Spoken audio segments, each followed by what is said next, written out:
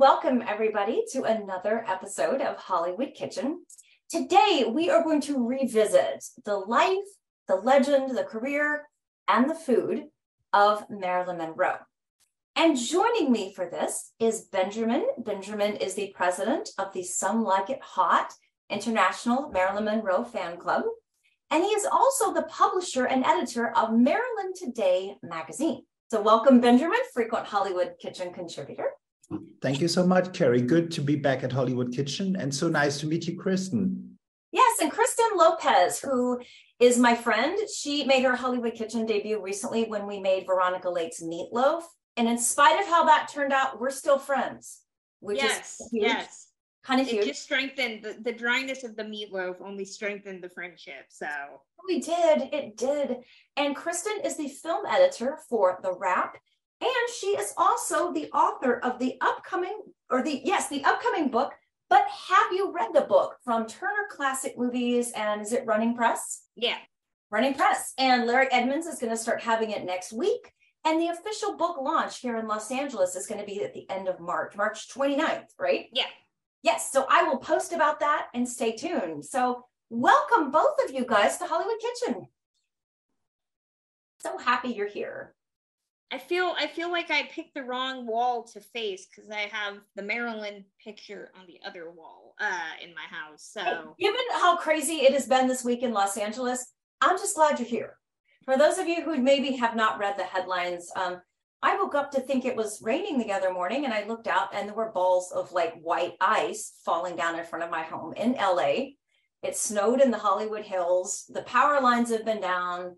People have been without power. Trees have been, it's kind of been a little wacky. So we're here, and that's enough for right now. That's enough. So let's talk about this recipe first, because people always ask me, like, where do you find some of these things?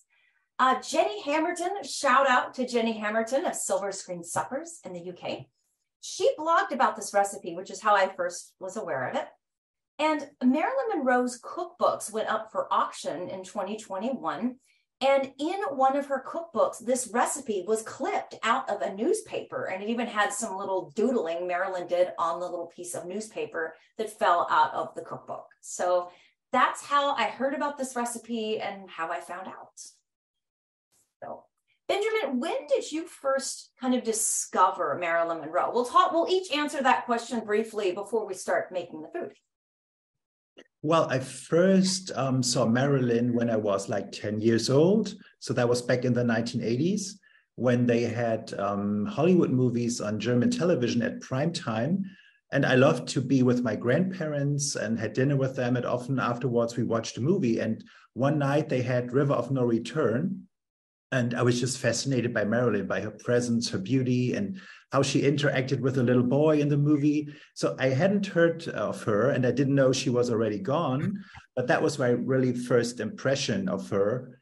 And I remember then maybe a few weeks later or months, I saw How to Marry a Millionaire, which was fascinating. And the very first movie I recorded on VHS back at that time was Some Like It Hot. And that really blew me away. And I started collecting on her. So that was like over 30 years ago. Oh, wow. Okay. Very cool. So Kristen, did you first hear about Marilyn? I don't really know the first Marilyn movie I watched. I feel like I found out about her more through reading about who she was, because I was very fascinated with like old Hollywood and real people, and I had to have read a book, or I might have maybe seen Norma Jean and Marilyn, like one of the biopics about her. Mm-hmm. But I very clearly remember watching, Gentlemen Prefer Blondes with my mom for the first time, and just being like, it's one thing to read about this woman and to hear about her life, but to actually see her on screen is just a whole other thing. And so at that point, she's just ubiquitous. She's like the air, you don't live in a world where there's not Marilyn Monroe. So for me, once I knew who she was and, started learning about her, it just became a huge thing. And, now I probably know way too much. And, I've been fortunate to talk to a lot of the women that have played her. And, so I have this whole other level of interest in Marilyn. And, have some amazing like stuff that I've collected. So even if I don't remember the first time I saw, you know, her films, like it just feels like she's always been a presence. Yeah, you know, when I was a little girl, there was a 1950s cafe not too far from where we lived called Thunder Bumpers. And they had like a T-Bird with the salad bar in it. And they had Elvis and Marilyn Monroe and James Dean. And they played like 50s music. You got burger and fries and stuff like that. And I remember sitting there staring at her picture like it was the Mona Lisa or something when I was a little girl. And it was the gold lame dress and I just sit there just like staring at it because she was so enigmatic and mysterious and gorgeous and almost calling out to me, you know. And I saw Some Like It Hot and All About Eve on television when I was a kid. And I've really been lucky to live here in LA where I've gotten to see several of her films on a giant screen, because before we went live, I was telling Benjamin, you know, certain stars, they can hold up in the medium of television and you don't lose much. But with Marilyn, I mean, it's cool to see her on television or on TCM, and that's fine and good. But when you see a gigantic movie screen with Gentlemen Prefer Blondes, or really any of her movies, that is a whole nother level of experience. And it just blows you away. I mean, she was absolutely unequivocally made for the big screen. And when you think that, I remember seeing just recently at TCM, they did Gentlemen Prefer Blondes, which was the first time I'd ever probably seen a Marilyn movie on the big screen. And just like the Technicolor and the being able to see the detail, it's just, you haven't really lived, I think, until you've seen a Marilyn movie on a big screen, just because you can really take in why she was so enigmatic as a performer. Benjamin? Yeah, I can totally agree to that, because when we visited last year, I had it was delightful to see Gentlemen Prefer Blondes on the big screen. And when you think these were the movies, they were really made for the big screen, and you can see so much details. Like a friend of mine who went with us, she said, oh, I could see her nail polish and, you know, all the details, and you can watch this movie again and again, and you will always find something else you haven't seen before. And yeah, I mean, just the colors and the costumes, it's just gorgeous.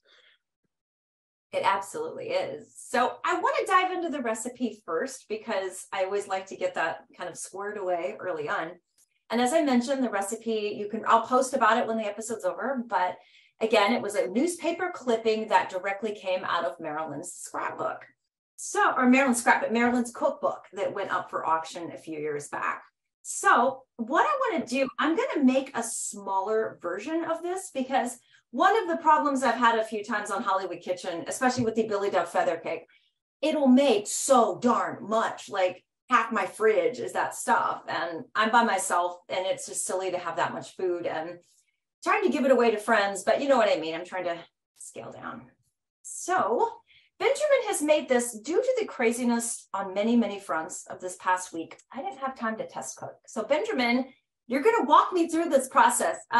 What I did before we got on Zoom here, just to, you know, I boiled the lasagna, the noodles, and I've got them in a small pan right here, which I have greased. I chopped up the onions and I sauteed them a little bit in olive oil. Okay, and again, it depends on what size of dish you want to make here. So Benjamin says I can eyeball some of this, but what are my steps here, Benjamin? Let's see. Mix tomato sauce, cheese, basil, salt, pepper, Worcester sauce, and onion. Yes, right. So first you have the sauce. I think you actually cook it. So I heard that, you know, some people, they cook it for hours and hours to get the ingredients together. But I think when you will put it in the oven, it will be fine. So I started actually with a half of an onion, because I reduced also the recipe. So yeah, start with the onion, I would say. So I'm going to put the onion into the main bowl here. Yes. Okay. And then help me with proportions, because I am horrific at math and anything involving numbers. So. And then just add the tomato sauce. Okay. And how much tomato sauce? Is there a certain amount I need to add here, or? Well, I would say maybe just start with half of it. Okay. Yeah. All right. Get the tomato sauce going here. Okay. And then you have the cottage cheese. I got ricotta cheese. I hope that is right. So, but I think this is a very big one. So half of it will do. Half of the package you have. Yeah. Okay. Yeah. The original recipe says 2 cups, but I think 1 will do for reduce it. Cheese. Okay. And yeah, then you add basil. Okay, so I think it's a half Just a punch. Basil. All right. It says half a teaspoon here. Okay, let me do the half. So yeah. All right, with a half teaspoon of basil. So, then a bit of salt and pepper. Okay. Alrighty. The Worcester sauce. Okay, and how much? Just a punch of it. I mean, it says here like 1/4 of a tablespoon, so not that much really. A little bit of this stuff goes a long way. Yeah. Okay. Oh. And then you stir the whole thing, the whole sauce. Okay.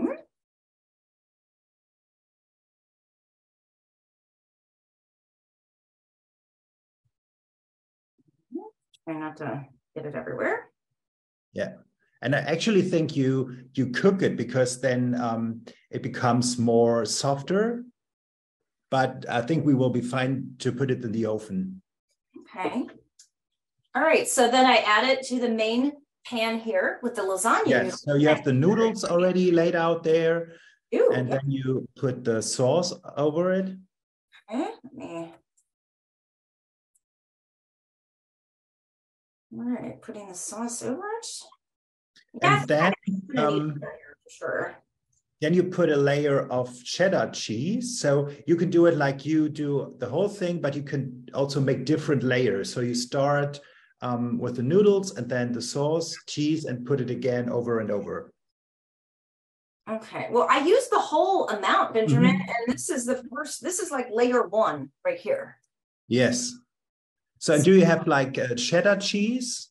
I don't use cheddar. I've never known Italian food to have a lot of cheddar before. So I went ahead and got Yes, so this sounds very British. I'm not sure if this is really Italian, but Parmesan cheese is also very good too. You know, on the top you have cheese and bread crumbles.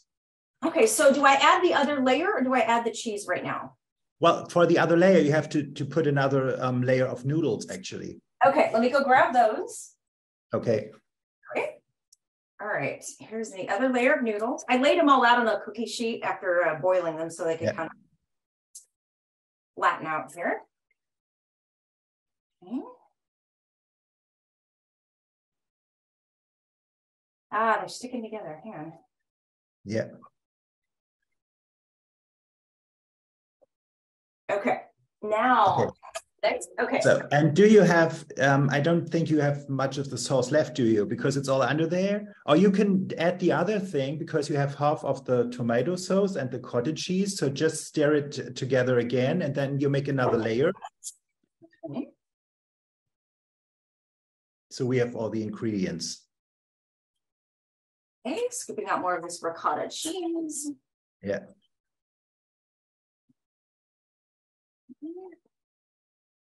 I swear my hands are clean, don't worry. Yeah. And again, a bit of salt and pepper and basil. Okay. All right, we got the salt, we got the pepper,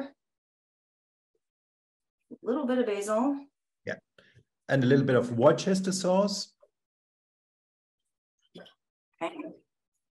Okay, that would be the next layer. And actually you lay it over and over with cheese. So, but I think it's a very rich menu. So, because the cheese makes it very rich. So I don't think you can eat a lot of it. Yeah, I was gonna say. Yeah. So someone commented, oh, I'm not sure if Marilyn really ate that because of her figure. I'm not sure either. Well, but it's a good recipe, so. Well, everything in moderation, though, too. Yes. So she could have had a little. know. Yeah. I mean, I've seen pictures of Marilyn eating ice cream and hot dogs. So Yeah, right. I think Marilyn also enjoyed life somewhat there. Yeah. Okay, so I've got my next layer, Benjamin. Yeah. All right. So then you would add the bread crumble. Okay, when do I add the mozzarella and the Parmesan? That would be on the top. So, okay. So right now I add the breadcrumbs. Yeah. Okay.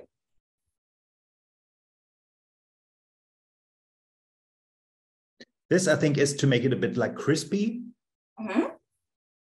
And then on the very top, you add the cheese. So that it would melt when you put it in the oven. Yeah. I don't need to put another layer of noodles on top of the sauce. Well, I wouldn't do because it's too much, I think. Yeah, you're right. You have 2 layers now of noodles and sauce, and I have 3 actually, but it depends on how many of the sauce you have left. So I think we are fine. All right. So now I'm going to add a whole bunch of cheese.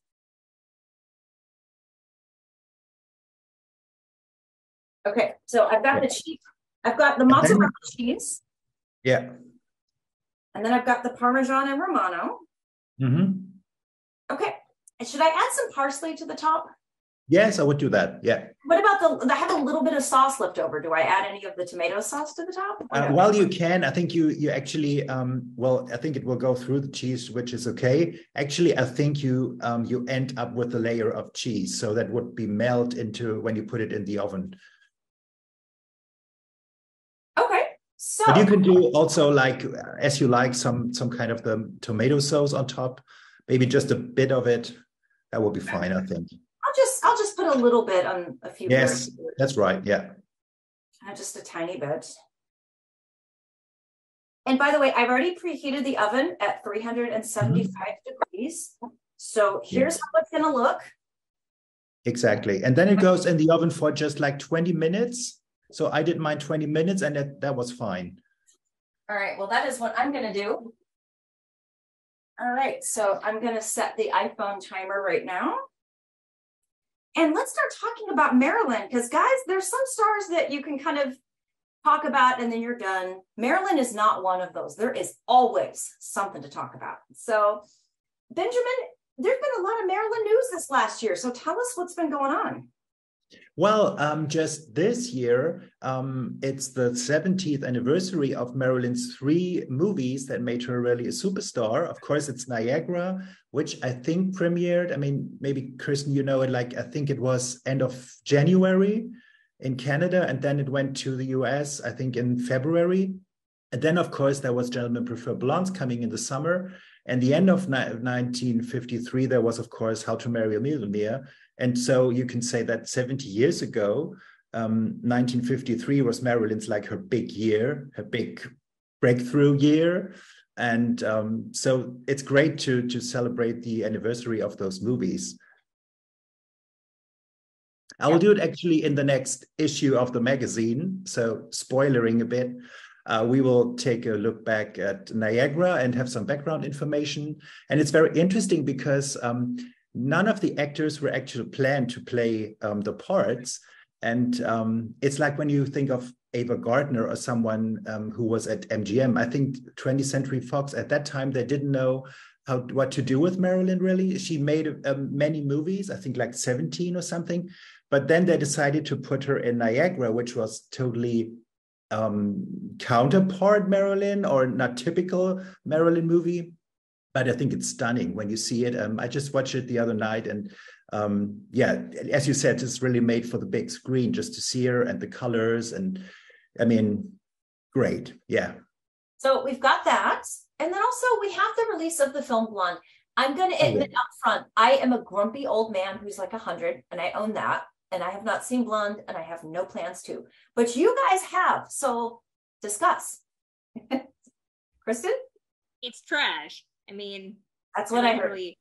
I have nothing nice to say about it. I think it's horrible. Not that it's all not just a bad depiction of Marilyn. It is a poorly made movie. So if you're an Andrew Dominic stan, don't come for me like you've heard this all before. So no, I mean, I despised it.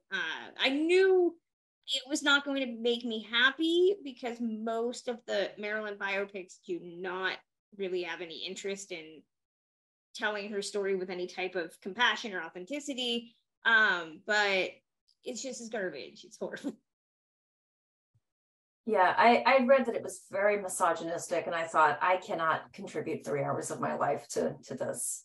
But I understand the curiosity for those who have seen it. So I think more importantly, like Andrew Dominik as the director does not seem to particularly like Marilyn Monroe. You know, he's talked about how he hasn't really seen all of her movies. He called Gentlemen Prefer Blondes a movie about, quote, high-class whores. So it's one of those great examples where I'm just always like, who is allowed to make movies? Well, apparently anybody, because you don't really even have to like the subject of the movie that you're making, and it shows. So no, I hate that so much. Benjamin, let's hear your take on this. Well, yes, I can agree to that. So I had a hard time going through it. I had mixed feelings to really watch it, but I did. And to me, it feels like a weird fantasy. And the sad thing about it is, like Kristen said, well, Marilyn, she doesn't seem to be loved. So she's used, or her name is used, and her story is used for this movie. I love the look of it. So, and I just read that Ana de Armas is up for an Oscar. So, but the whole story is like a weird fantasy to me. And it became more and more disgusting watching it. And I did watch it until the end, but I will never watch it again, really. So, yeah. Yeah, I think one thing, I mean, I come across on my cemetery tour, granted, Maryland's not at the cemetery where I do my tours, but is that people kind of want to just put someone in a box and they want a certain narrative. And the truth is, life and life stories are complicated and they're nuanced, and there's so much more to them than meets the eye. And it seems like with Marilyn that nobody's ever really told her story, at least as a narrative feature film, with any kind of eye to achieving that. It's always been, she's super troubled, she's super this or that, she's just one extreme or the other, and there's not a lot of shades of gray in there. Yeah. There has been an attempt to give her compassion. What's interesting is there's only 2 movies that have had a woman either directing or writing Marilyn's story. 2 out of all the Marilyn biopics that exist, at least the official, like, you can say they're based on Marilyn Monroe, only 2 have ever had a woman involved. And if you see the 2003 version of Blonde that CBS did, which is written by Joyce Chopra, that is, I think, very well done. It uses the same book, the Joyce Carol Oates book, but they do create some compassion for her, and it is a very, I think, well done, highly fictional movie. But it doesn't say, it says it's fiction.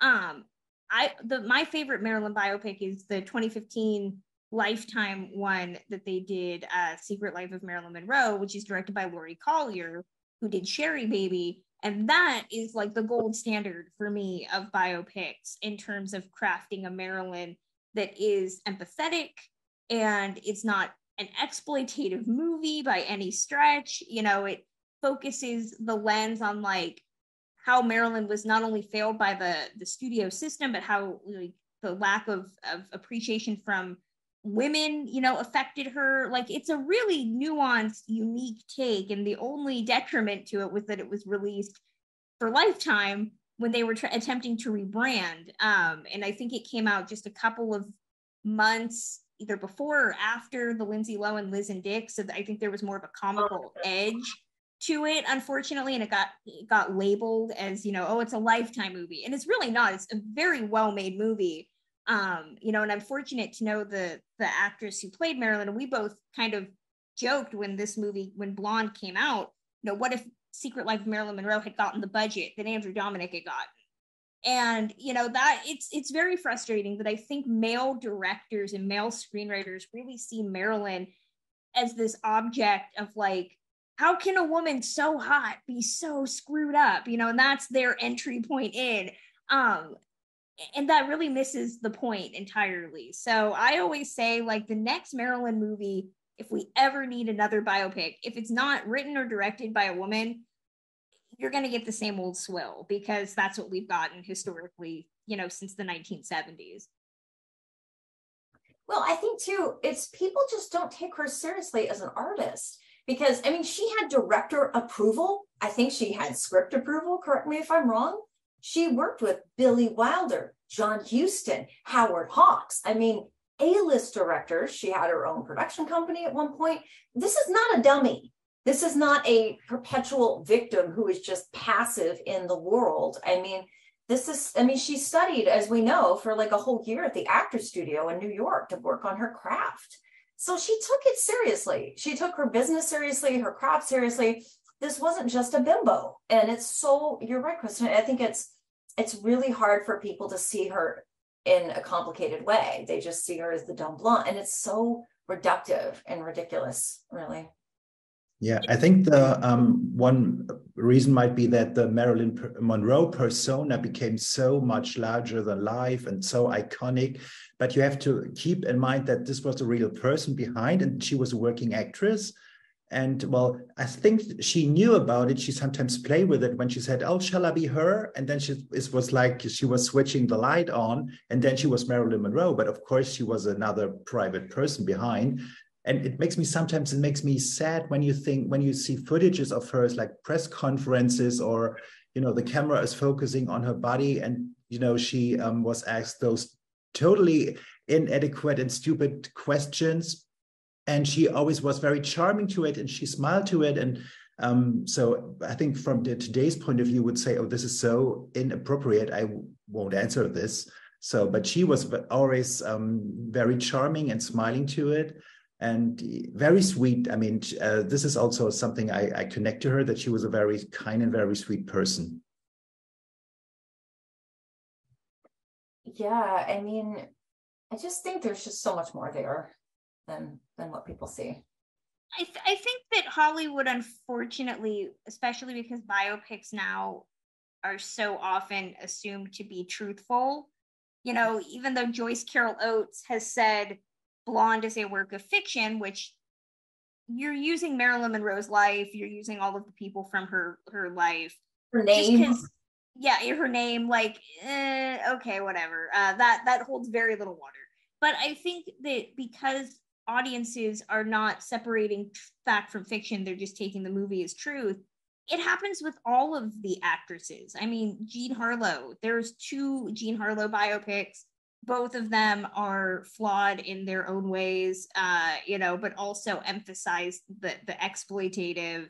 I think most biopics of old Hollywood stars who are women, because men have different, they don't deal with this when Hollywood comes for their story. It's often more of like the trauma and the sadness, and Marilyn is always a very key figure in that. I went through and I watched every available Marilyn biopic that I could find, and I literally was shocked every time there was a biopic that did not have sexual assault in it, because it's a very common thing that happens in almost every narrative movie made about her. And the few times that it does not show up, it's actually very surprising, because it becomes ubiquitous as this element of her story that is just so troubling that so many directors over the decades, these are not just like one movie in the 90s, this is like several of them starting from the 1970s on, use it as like a major plot point. And I think that's what I find oddly comical about Blonde, is that it's this like exploitative trash cinema that has been vaunted as this Oscar-worthy piece. And before somebody says, like, I think Ana de Armas is very fine. She did a lot of hard work. I think she's very good in the movie. She's working with what she has. But I think what I find hilarious is watching this version, which I think the last Marilyn biopic we got was Secret Life, and maybe like the Michelle Williams one that they did a couple years ago. Like, I assumed that post Me Too, we get more like empathetic looks at Marilyn. And I think what is hilarious about Blonde is that it really does hold more in common with the 70s biopics about Marilyn, like your Goodbye Norma Jeans, which are just Goodbye Norma Jean is probably the worst movie ever made. But it holds more in common with that than something, you know, like The Secret Life of Marilyn Monroe or My Week with Marilyn, which oddly enough are far, you know, My Week with Marilyn is flawed in its own way, but it's far more respectful and serious than this movie is.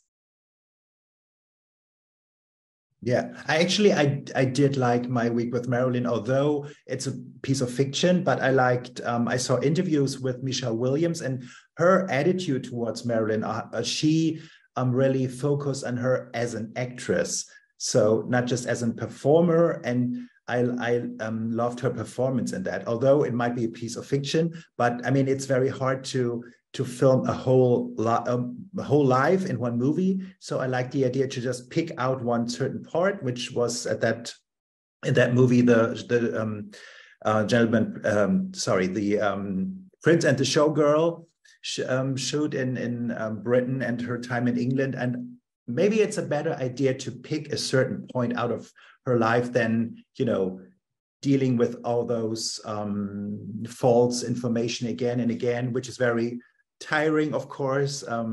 Yeah, maybe that's a different way to focus on a certain point of her life. Definitely. Well, Kristen, you were talking about how you've gotten to know some of the women who played Marilyn and interviewed them, et cetera. Talk to us about that, because that's a point of view we have not discussed on one of the episodes, is the actresses who played these actresses. Fascinating how different everybody's viewpoint is in playing Marilyn. You know, Marilyn is like playing James Bond. You know, and if you are tapped to play Bond, you know, that means something, right? Like, you exhibit something with regards to like virility or masculinity. If you're tapped to play Marilyn, you're usually considered, you know, utterly beautiful, or, you know, this fantastic, like, it is an honor to play Marilyn Monroe, you know, much like it is to play, you know, James Bond. And so, you know, I went back and talked to as many of these women as I could, and it was fascinating to hear so many of the different stories. You know, some of them thought this would do something for their career and were surprised when it didn't. Some of them, you know, became pigeonholed playing Marilyn Monroe. You know, one of the actresses that played Marilyn just plays Marilyn in movies. You know, if they need like a Marilyn figure, you know, she's the one that they go to. You know, others really did think that it was going to be something where, you know, they would have to break out of the mold. You know, like, people assumed that they were a Marilyn type, and, you know, they had to try to play something different in order to so it comes with a lot of baggage. You know, it comes with a lot of assumptions about you. And, you know, like, I know, you know, Kelly Garner, who I mentioned, you know, is a friend of mine, you know, who played Marilyn.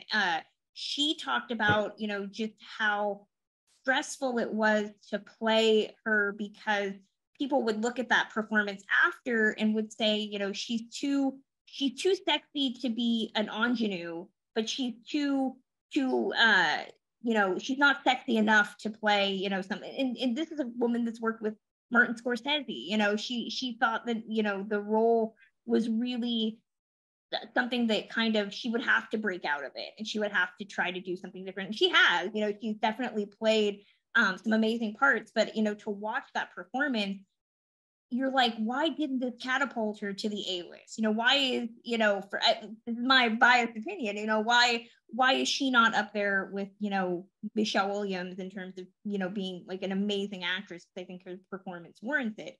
You know, to talk to other women like Constance Forsland, or you know, even like Mira Sorvino, you know, a lot of them definitely felt like it was an honor to play Marilyn, but the sheer weight of the character, you know, as they got deeper and deeper in research, you know, it did really affect them. You know, Mira Sorvino told me when she made Norma Jean and Marilyn, she had to film the scene of her dying in the ambulance on like, it was the last thing they shot. It was really intense. She said it was like Christmas Eve, like the week of Christmas, you know, and she just yeah, exactly. Like, it took, and that was something I noticed about a lot of the interviews that I did. You know, a lot of them said it took time. Like, they had to like really like wait a beat for Marilyn to leave them. You know, like they were emotionally and psychologically affected by playing this part, which I don't really think you hear from actors who play James Bond about how like they had to go to therapy to like play this character. And you know, even like someone like Misty Rowe, who was the first on-screen Marilyn, she played Marilyn in Goodbye Norma Jean. You know, that's a movie that had a lot of pressure. It's a movie that has a lot of sexual assault in it. And she had to be nude, you know, often.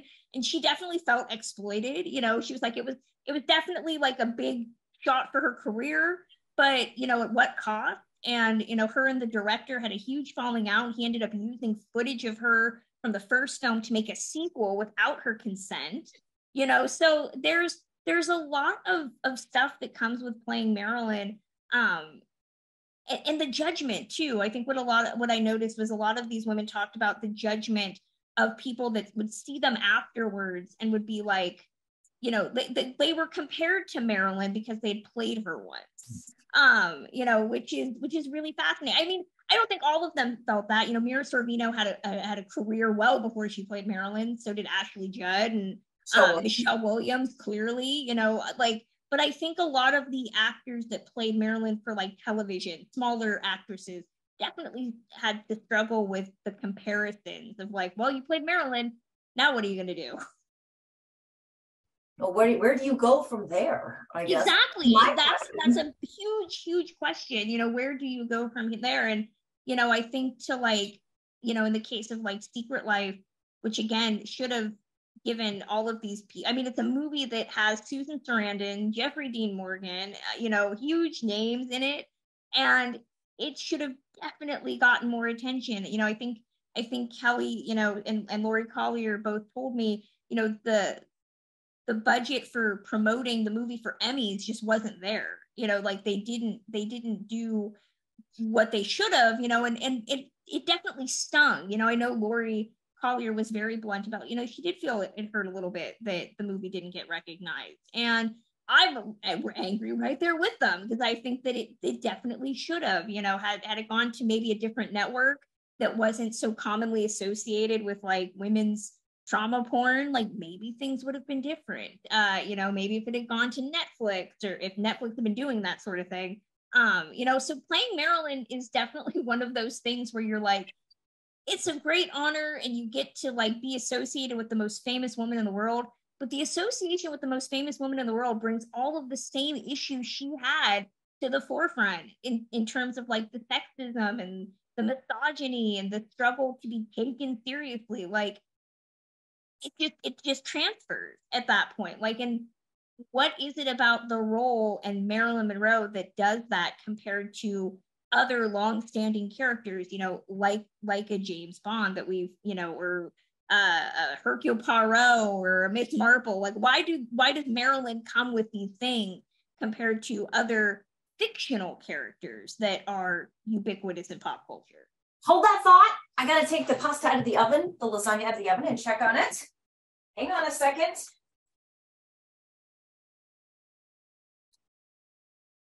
Oh, wow, this really smells good, you guys, and it looks good too. Behold. Oh, great. Looks good. It smells really good too. Okay, perfect. All right, resuming discussion. So, Kristen, tell us about your new book, because I want to promote your book. I kind of feel like promoting a book is almost harder than actually writing one, because you have to convince a very crazy, busy, chaotic world to care about something that, you know, about film history. And that's not easy to do. So I want to help you promote. So tell us about the book, how you came to doing this book, and talk to us about the tie-in with Marilyn and Gentlemen Prefer Blondes. Yeah. First off, thank you, because most of the time it's usually me having to like guilt people to be like, hey, remember that favor you owe me? I need to promote a book. So can you like do me a solid? The fact that I didn't have to do that here, very appreciated. But the author hustle is real, and it's never ending from what I've discovered. But no, you know, I can't take a whole lot of credit for conjuring up this idea I had a coworker at my former workplace who had written a book for TCM. Shout out to Christian Blavelt, who did Hollywood Victor. If you haven't read that, you should. It's really good. And I was very fascinated by, the concept of like, how does one get published by TCM? So I kind of like asked him like, hey, I'll work out. And he put me in touch with the, person who oversees TCM publishing, fantastic John Malahai. And, we talked about what I was interested in. I gave him a couple ideas, none of which were this book. But they called me back and they said, well, we have a bunch of ideas that have already been greenlit. We're just looking for an author for them. You have a master's degree in English. Do you read a lot? Which I found very funny. My master's degree has never paid off or been of any significance to my career so far. So finally, here we are, and it's paying off. But I do read a lot, and I do also am a person who is very impatient. So when a book or when a movie is announced, usually if it has like somebody I'm really into, I will read the book because I can't wait 2 years until the movie is made. So I will just read the book. So this was already like a perfect union of something I was interested in and something that TCM was already looking at. But I still had to kind of sell them on me as the author. So I still had to craft a book pitch, sample chapters and all of that. And they must have liked it because they were like, here you go. But with regards to Marilyn, I did put Anita Loos's Gentlemen Prefer Blondes in the book. It is based on her novel, which is told in a epistolary form. It's more like a diary of Lorelei Lee's remembrances of her time sailing on this boat with her friend Dorothy Shaw. And it's very different than the movie. Very, very different. Characters are different. Plots are different. And it's a really fun, scrappy little like pre-code book told in only the way that Anita Loos could tell it. But it's a great example of how you can take a text and take the basics, it is kind of a comedy still in the book, but transition it into not just a musical, but this really great story of friendship. Even though the book has similar connections between Dorothy and Lorelei, like the movie just does such a good job of really making this a platonic love story between these two characters. So yeah, and it's a book that I don't think a lot of people know exists. I think they feel like Gentlemen Prefer Blondes is just a movie that somebody conjured up, but no, actually based on a book. Very cool. I haven't read the original Gentlemen Prefer Blondes book, but maybe I should now. It's fun. I think the biggest shock to me in reading it was that my favorite character in Gentlemen Prefer Blondes is William Spofford III, the little boy Henry Spofford III, excuse me, the little boy that is traveling solo, that they assume is this millionaire, and he's a small child. But in the book, he is actually a grown man who is very much like a mama's boy and is allegedly based on Will Hayes in terms of like being very prim and focused on, the moral right. And the end of the book actually sees Lorelei agree to marry him so that they can go to Hollywood and essentially bring the morality to movies, kind of like Will Hayes did. So it's very inside Hollywood in a fun way. Okay. Very cool. So Benjamin, have you read that book, the original Gentlemen Prefer Blondes book? I did. I actually have this issue here, which is in German. I think it was first published in '63. I'm thinking, yeah, '65 actually. And it's fun because, like you said, Kristen, it's like Lorelei Lee. She tells the story, so that is one very interesting point of view. Yeah, so it's worth reading. I totally agree on that. Yeah, and of course, when you read it, it's so interesting to see the differences, what they put in the movie, how they changed something to make it more like Hollywood, I think. But this is a very good read. I totally agree. It's really hard. There's a heist plot that goes on. It's a lot like reading the original Dashiell Hammett Thin Man, which is another one that if you haven't read, very different from the film, in a way that you're just kind of like, well, that would have never ever worked out. It also makes you appreciate just what a good adaptation can be. Yeah. Because there's a quote that I put in the book. It's from W.S. Van Dyke, the director of The Thin Man, where he told the screenwriters, don't use the book as a text, use it as a guide. And I think that that's a really good way to look at adaptation. Great adaptations don't lift everything verbatim and just, use the book as like, oh, well, I don't actually have to write anything because I have it all laid out here. They use it as a foundation for making it at Hollywood, because the structure of a film is far different than the structure of a book, but to also maybe infuse some more different things that make a book that elevate a movie above it, which is really cool. It's far more complex, I think, than most people give it credit for, because I think they assume that if it's based on a book, a screenwriter's job is like 98% done. And it's really not. The book is just the beginning, because not only do you have to make it fit into a film, 3-act structure, but you also have to appease fans, not just of the book, but people who have never even heard of the book. You got to put butts in seats. So how do you appease both audiences that maybe want totally different things? Which is also interesting is that, sometimes or very often Marilyn, she's compared to Lorelei Lee, because this is Lorelei Lee and this isn't Marilyn. And people think, oh, there's Marilyn, this diamond and digger. And well, that's the Marilyn cliche, so to say. But it's interesting to read the book, actually, that this is a whole different story, which was way before Marilyn. And interesting that she's connected to this, especially this part, so often, and mix up with the character. And what year did the original book come out, Kristen? Oh God, you put me on the spot. I believe it was the 1930s, but I'm gonna double check just before somebody says that I'm incredibly wrong. But the book came out, 1925. So it's right at the beginning of, or in the midst of the flapper generation. So, and Luz really did include a lot of her friends in this book who had been on the stage, women who did travel.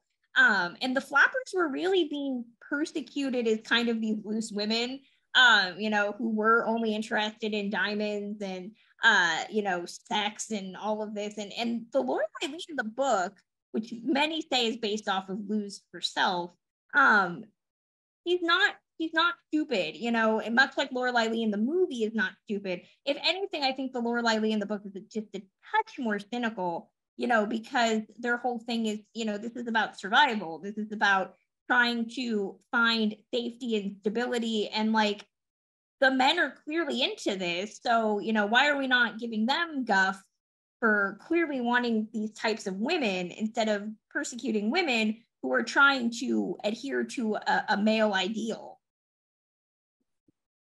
And do you know, Kristen, is this, there was a sequel called Gentlemen Marry Marry Brunettes. Do you know, if I'm not mistaken, I think this was also a book by Anita Loos, or was it just for the Hollywood, to do a sequel? I'm not sure. I'm not sure. I have seen the sequel. It's not great. But yeah, I don't know if she wrote that. I'm gonna double check. Yeah, I'm not sure either. It's interesting that Hollywood, of course, they put. You're right. You're right. It came out 2 years later. Yes, right. And there's also Jane Russell, of course, in it, but no Marilyn. And interesting, I read an interview with Jane Russell and Marilyn. She said, well, can I do something for her to promote the movie, although I'm not in? So she was very supportive to fellow actresses. Yeah, I was telling Benjamin before we got on Zoom, I said, I wish they'd made a ton of movies together because they're so good together in Gentlemen Prefer Blondes. And I love that it's a female friendship where they're not fighting over a man. They're not at each other's throats. In fact, they have each other's backs.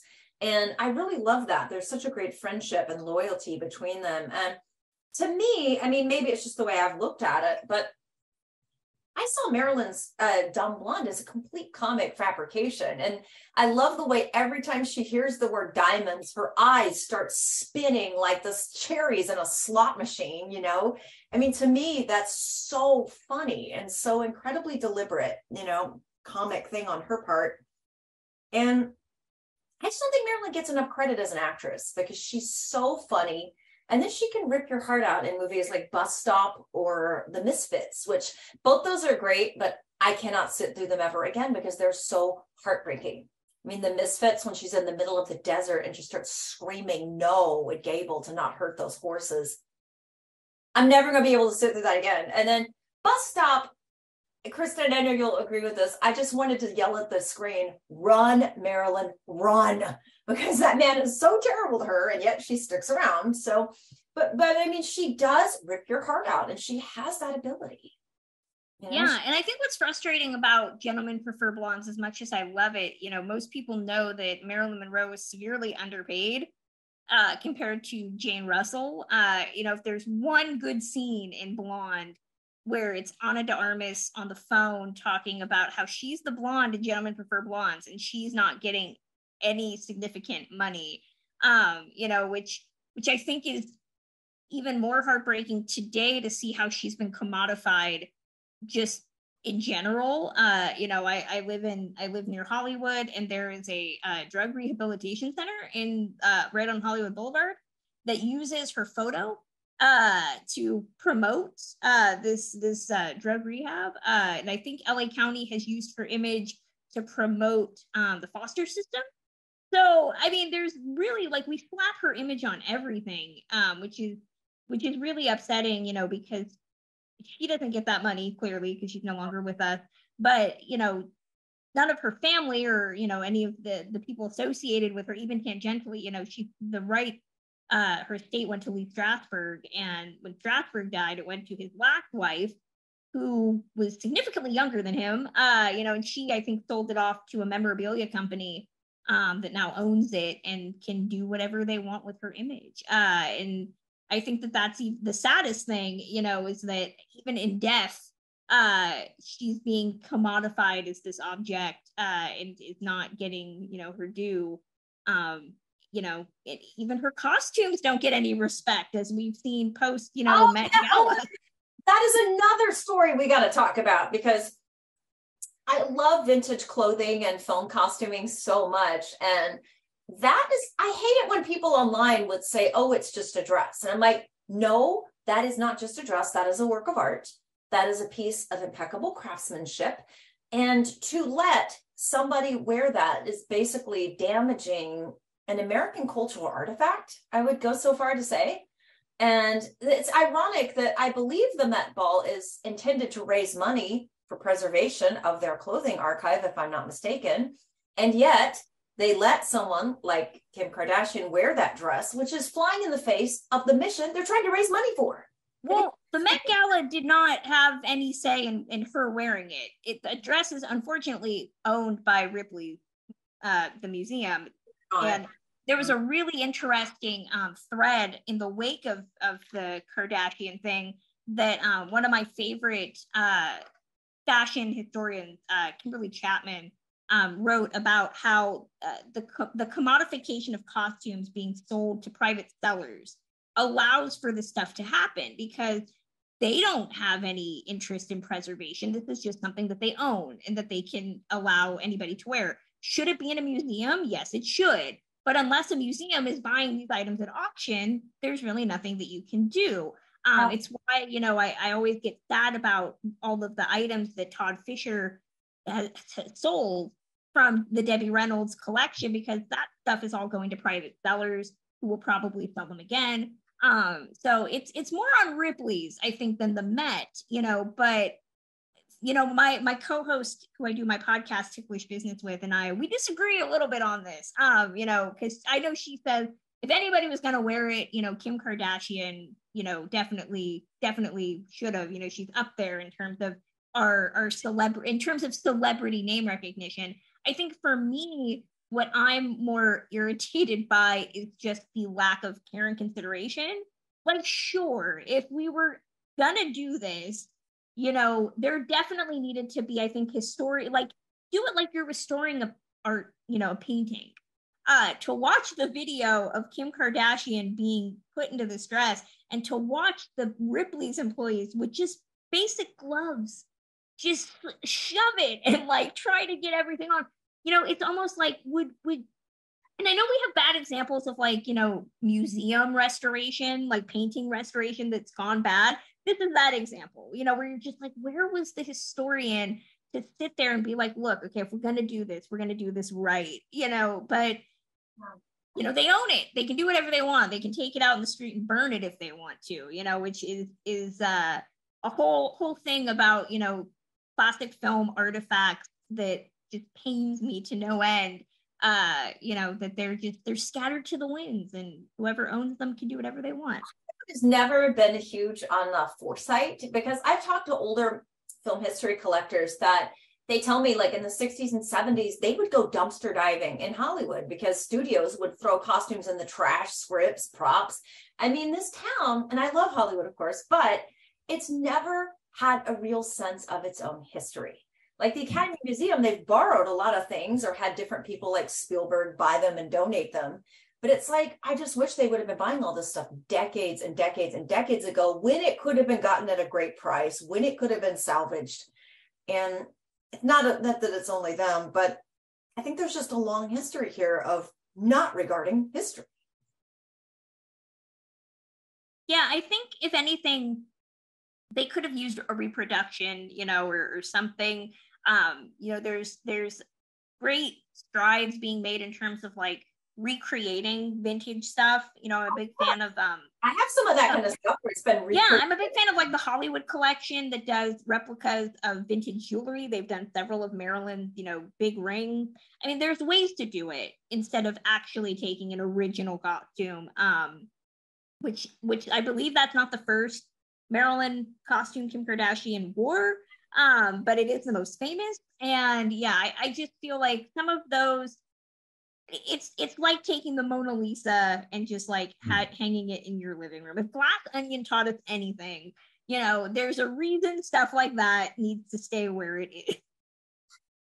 Yeah, it's almost painful to see how they pulled her in this dress, and it's not made for her. I mean, it was exclusively made for Marilyn, and as you said, it's a piece of history that should be preserved and not someone else pulled in. And also the fact is that it's like 60 years old. The material, the fabric is so delicate, and it was not made to be worn again decades later. I mean, preserving I think it's a hard way, but to pull it on someone who's a different figure, of course, it's even worse. Well, as a vintage collector, like if I'm at a store and I'm trying on a high-end piece, there's a lot of high-end pieces many stores will keep in the back, and the average customer doesn't even know about this. And if you're someone like me, I'll just go up to the counter and say, hey, I'm a collector of vintage, can I see your back room? And some stores don't have one, but a lot of stores will be like, oh yeah, I'll take you back there. So it's kind of a thing that you either know or you don't. And a lot of times they'll keep really precious, gorgeous, fragile pieces back there because they don't want the average person pulling them on and, messing them up. And I love the stuff so much that if I'm trying on a gown and I could get it on and I know, okay, this is not going to go over my shoulders, I'll stop.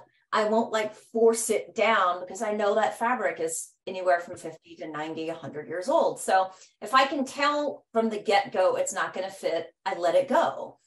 And then even the fragile pieces that I own, I keep them laying down because you have a beaded dress, and I do have a few from the 20s, gravity and that chiffon delicate, those beads pull on that dress. So you have to keep them kind of in acid-free tissue. You've got to keep them laying down. And even when I wear them for a short period of time. This is not like a, 10 to 12 hour, whatever, there's definitely a way to kind of handle that sort of thing if you wear it. I think it's also a question of respect, not to grab everything. When I went to see Marilyn's costumes, I visited Greg Schreiner, and he's a vintage costume collector, and he owns a lot of Marilyn's. I didn't even dare to touch it So, but I think this is a kind of bad habit to, to touch everything, to grab everything, not to just look at it from a close look. And this is also interesting when you see, and with Marilyn, it's interesting to see when you see her costumes, how tiny she must have been.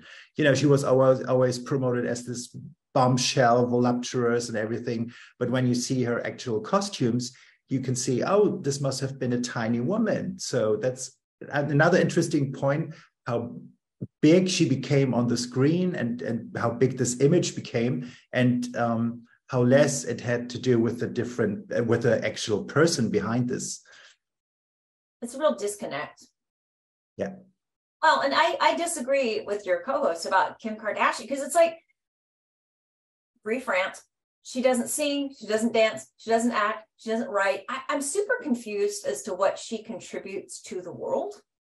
And I don't really understand why she's famous, except her dad represented OJ and she had a sex tape. I mean, I don't understand why those are the grounds on which she has built her empire. It makes no sense to me. So I would not compare her, because I just don't think they're the same league at all. I have no horse in the Kim Kardashian race. Nobody should. Nobody should. I have no opinions on her either way. I don't think of her. Yeah, she doesn't. I think that might be the most offensive thing I've ever said. Like, I don't think of Kim Kardashian. I do know that I think that, if anything, I always get more irked at looking at it from like a historical concept of like, it's like when you see like the really famous restoration, I think, for like the Prado in Spain, where it looks like a monkey or something like that, is kind of what I look at when I see, and we debated this for weeks, right? People took pictures of the dress before and after, and I think that if anything, I just kind of like look at it as like, it's bad. It's just, the dress is altered forever in a way that it didn't need to be. Oh, but the lasagna seemed good, so. Lasagna, yeah, we've kind of gone down the rabbit hole until we've exhausted the rabbits. So lasagna turned out well. In fact, I've already eaten a couple helpings of it now. So yeah, I think it's good. I think you could also add meat or sausage or all sorts of other things to it if you wanted as well. And I will, once I get the video all finished, I will post it with the recipe and with photos. So I can show you my final product. Yes, please do. So this I made this one, and you can see the different layers, I think, here with the cheese. And I think it's super rich. I will taste it later, but I think you can just have kind of the sliced and you will be fine. So yeah, but it's an easy to make recipe, and it's I mean, when you think it's like 70 years old or something, it still is very, very good, very delicious, easy to make. So good recipe. Definitely. And whether or not Marilyn made it, who knows? But she was married to Joe DiMaggio, who was, I believe, Italian.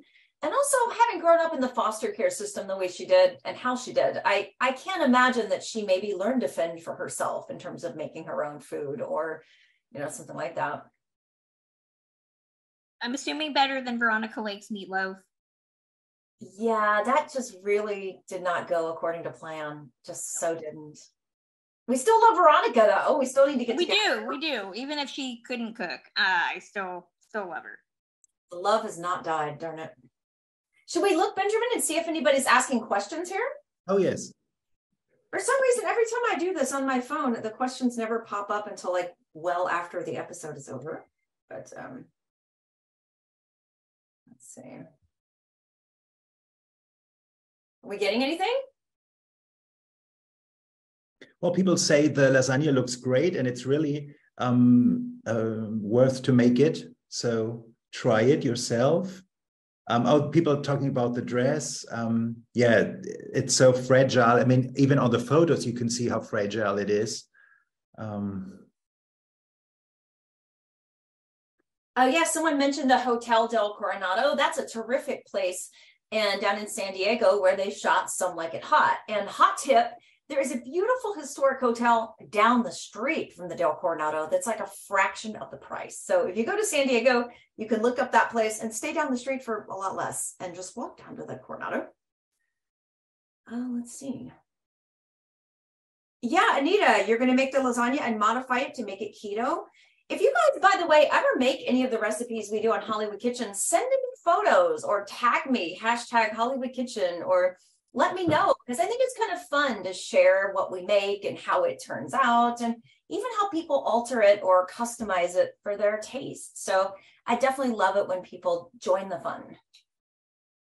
And it's so connecting, I love, Carrie, I love the show you're doing because it's about the, old Hollywood movie stars we love. And of course, everyone loves food, and to connect this worldwide. I really appreciate what you're doing. Thank you, Benjamin. And I just feel like in a world that's so divisive, most people like movies and most people like food. Like, I don't know anybody that hates both of those things. So yeah, they kind of bring us together. So any final thoughts on Marilyn? Kristen, do you have a copy of the book you can hold up and plug, or? I do. I just don't know if I have it in this room. So give me a second. Give me a second to scream for somebody to hand me one. Come back to me. No problem. Benjamin, so Marilyn today, if people watching wanted to sign up and receive Marilyn today, how can they do that? Oh yeah, please feel free to reach out to me. I'm on Facebook and on Instagram, and this is what you can get. So this is still a printed magazine, about 30 pages, called Marilyn Today, which is not just repeating Marilyn's story, but about her connections. I'm doing a lot of interviews with people writing about her. I would like to do an interview with you, Kristen, for one of the next issues about your book. Of course. And I love the fact that this really connects people all over the world. So we have members from like Europe, the US, Australia, Singapore, and everywhere. And I'm very happy that people still appreciate this coming with a mail, snail mail, like printed magazine, where everything is online today. So if you like to get information, please reach out to me. And I was going to say, I probably told this story before, but every August, there's a huge Marilyn Monroe convention that comes to Los Angeles. And they do a service at Pierce Brothers in Westwood where Marilyn is interred. And they also do a lot of events. And several years ago, they asked to book my cemetery tour. And I said, well, she's not at Hollywood forever. And they said, yeah, but John Huston is, and other people she worked with. And so they wanted to take it. I was shocked at how many of these young women, and they were mainly young women that were platinum blonde, blue-eyed, and Marilyn looking, flew in from around the world. Like 2 of them got off the plane from New Zealand and came right to the cemetery for the tour. I was kind of shocked. And I said to them, surely you have relatives here or other things to do in LA? And they said, no, we're here for Marilyn all week. So I was kind of floored and stunned at the dedication and the love. And I honestly think Marilyn would be too. She would probably be like, really? I mean, you flew around the world for me. Like, I think it would probably blow her mind as well. So yeah. She may no longer be with us physically, but she's constantly with us in every other sense of the word. So I did get, yay. So yeah, this is the book. It comes out March 7th. I'm going to be, at Larry Edmonds, tentatively, I believe it's going to be March 29th, but I will be doing all sorts of other things for it on top of that. But yeah, I mean, you can find me at thewrap.com. I'm on social media, on Twitter at Journeys_film, or Instagram at Kristen Lopez88, where I take a lot of pictures of Kat in my book and my old Hollywood stuff. And then I have a podcast called Ticklish Business, where we talk about old Hollywood movies with me and my co-host Samantha Ellis. We've talked about Gentlemen Prefer Blondes. It was our 100th episode with Alicia Malone. That was a lot of fun. Cherry has been on. So we just did an episode about the Oscars, about the greatest show on earth. That was a lot of fun to record and make fun of. So yeah, you can find that wherever you get your podcasts. And we have a Patreon for that at patreon.com/ticklishbiz, where you get free stuff. We do a lot of other things. You can guest on an episode. So a lot of stuff associated with me. And Samantha, by the way, was on the Halloween, the Women of Horror Halloween edition. Yeah. She's going to be on the Oscar cook-along coming up on March 12th. So you can tell her what you think about Kim Kardashian. I can agree to disagree with people. I'm fine doing that. I don't like to fight. It's just the world doesn't. know? Yeah, just razzing you. So okay, I know. But yeah, so I'll promote your book, Kristen. Benjamin, thank you both of you for joining me today. It's always such a pleasure to chat with you guys, and I'm so grateful for your friendship, for your support. I do have a Patreon for Hollywood Kitchen if anybody wants to support, because basically all the proceeds from that just help offset the grocery bills from making these things all week or every week, pretty much. So any final thoughts, any final things you want to say? I do want to flash the Gentlemen Prefer Blondes section of the book. We don't have any cool, I think the only interesting artwork is here. But okay. Yeah, that's the section. Okay. Yeah. Excellent. And before we log off, what is your favorite film? If somebody had never seen a Marilyn film, because honestly, I've seen so many people that have her tattooed on them and know her image, and they have never seen a frame of the film, which just drives me nuts. So if you had to tell someone there's one film you have to see, if you see nothing else, what would that movie be? For me, it's Prince and the Showgirl. Okay. It's not a popular choice, but I think that for me, Marilyn is the most beautiful she's ever looked in that movie because of the way that they light her and the way that she's dressed. Beatrice Dawson's dress that she designed for her in that movie is probably my favorite movie costume of all time. I know that it was just purchased at auction, and I am incredibly jealous to the person that has it. But it's also, I think, a great example of Marilyn being both comedic and kind of dramatic. It's a movie that is far smarter, much like Gentlemen Prefer Blondes, and it's given credit for. It's about a woman that knows that some guy just, the prince of this country wants to sleep with her, and she's not really having it. And I know that Laurence Olivier had trouble with her making it, but I think he was mostly just irritated that she is the best part of the movie. And I love it. Every time it's on, I'll sit down and I'll watch it. So it's the one that if you have not seen a Marilyn movie, and I think you just want to be gobsmacked by how beautiful she is and how good she was as a performer, it's a must. Benjamin?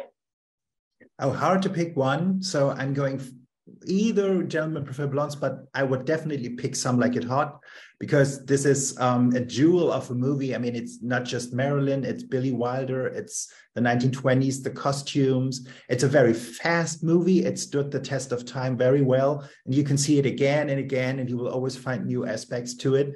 So I would go for Some Like It Hot. I just love it. I do too. You cannot top Billy Wilder. I wish so desperately we had someone like him today in the world. I would say Gentlemen Prefer Blondes, just because I love her in Technicolor too, and The Diamonds Are a Girl's Best Friend. Most people know that thanks to Madonna and all these other versions of it that have been done. But I think pretty much any Marilyn movie, though, you can't really go wrong. Agreed?